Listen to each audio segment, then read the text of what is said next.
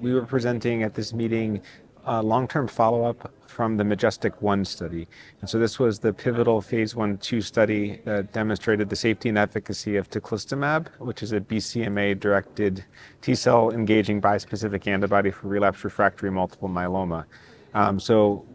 The phase 2 population from that study was 165 patients that initially demonstrated an overall response rate of 63%, and that was the basis for this drug's FDA approval.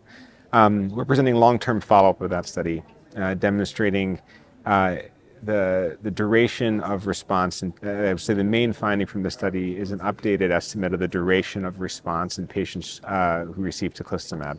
And so the last time this was presented was with a median follow-up of around 22 months, and that follow-up has now been extended to 30 months. And what we see is that the estimate of the median duration of response has actually improved a bit from 20 to 24 months.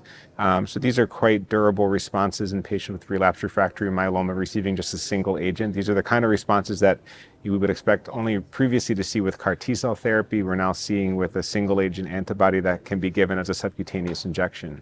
The other main finding is that with extended follow-up and longer term dosing, we don't see any new safety signals. And so we continue to see problems with infections and cytopenias, but those were already part of the known safety profile of this agent. And with even longer term exposure, we see that those are still problems, but we don't see any new safety signals emerging, which is important because Teclistamab was the first agent to be FDA approved in this class of therapies as a CD3 engaging bispecific antibody that's continuously dosed over a long period of time for multiple myeloma patients. And so important to demonstrate and assess whether there are new safety signals that emerge over time.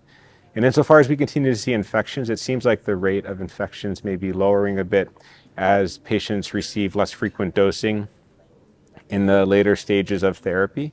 And as there is more widespread adoption throughout the study of some of the prophylaxis measures for infections that we now consider to be standard in the use of this drug, namely the proactive use of intravenous immune globulin as primary prophylaxis for infection, and additionally the use of pneumocystis prophylaxis and viral prophylaxis.